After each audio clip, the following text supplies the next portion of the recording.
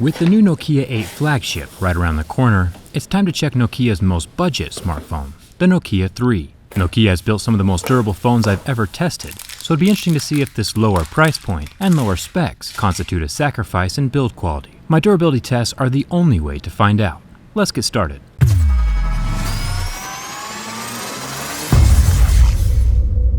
Between the Nokia 3310 and the Nokia 6, Nokia has a reputation of extremely solid build quality, but do they compromise on their low-end smartphones? This strikingly attractive white and gold Android phone is one of the cheapest Nokia smartphones on the market. We'll test the screen first. My most picks leave no question as to what the screen is made out of with their different tips. A plastic screen with scratch at level 3, tempered glass screen scratch at level 6. And that's what we're seeing here. This is advertised as an unspecified version of Gorilla Glass. Nokia hasn't used Sapphire yet on a phone. That would scratch at a level 8, but maybe someday in the future we'll see that utilized. The front-facing 8-megapixel camera is tucked under the same front glass, so it's definitely protected against scratches, along with that Nokia logo on the top right side of the phone. The earpiece is recessed below the glass, and unfortunately it's not permanently attached. It is loosely adhered in place, and it's relatively safe to assume that eventually this little piece of screen will fall out of place, exactly like we saw with many of the older Apple iPhone 4s. The bottom of the phone has no fingerprint scanner, so if you're into that kind of thing, this probably isn't the phone for you. The capacitive buttons are protected under the same slab of front glass that the screen and front camera are under. The back of the phone is where we run into our first issue, a plastic camera lens. The camera itself is 8 megapixels and only films in 720p, but at the same time, nobody wants scratches on their camera lens, no matter how budget the phone is. A plastic camera lens is just asking for trouble, especially since it is flush with the back panel. Prime scratching location with zero protection. Speaking of scratching, the back panel is made from plastic. Like most budget phones, plastic is cheaper to work with than metal,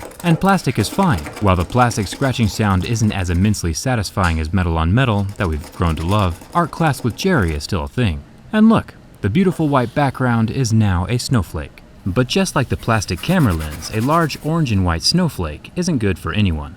The sides of the phone are made from metal, which is a pleasant surprise on a budget phone. Even the buttons are made from metal. Usually budget phone manufacturers slip in some plastic buttons, so it's nice to see Nokia leaving the premium feeling materials intact. The top of the phone has a headphone jack, which adds to the convenience on so many levels. It even has an SD card slot on the side for expandable memory. This budget Android phone makes an excellent upgrade if you're coming from any of the recent iPhones. The bottom of the phone does have a micro USB slot, and not the USB-C that is becoming standard on most Androids. I'll have to dock it a few points for that one. Jumping into the burn test, this is a 5-inch 720p IPS screen, which Nokia says will allow you to see better in daylight. It only survives about 10 seconds under my lighter though. Pixels do eventually recover from the extreme heat, and that's one of the bonuses of IPS displays, since phones usually come in contact with fire so often. And finally, the ultimate test of build quality, the bin test. The construction of the phone is stressed to the max during this phase of my testing and gives us a good idea if the phone can survive 2 years of abuse. This Nokia 3 passes the bin test even when flexed from both directions and survives my tests overall. The plastic camera lens is a huge bummer, but a simple case or maybe even a skin would raise the surface of the phone enough so that the lens won't rub on anything you set it on. Besides the rear plastic lens, I think this is a good phone for the money. I'll leave a link with the current pricing in the video description if you're interested. Hit that subscribe button so you don't miss out on the new Nokia 8 test that's coming soon. Let's keep our fingers crossed that Nokia doesn't use that plastic camera lens on their flagship. I'll be here to test out my phone on purpose so you won't have to find out with your phone on accident. Thanks for watching.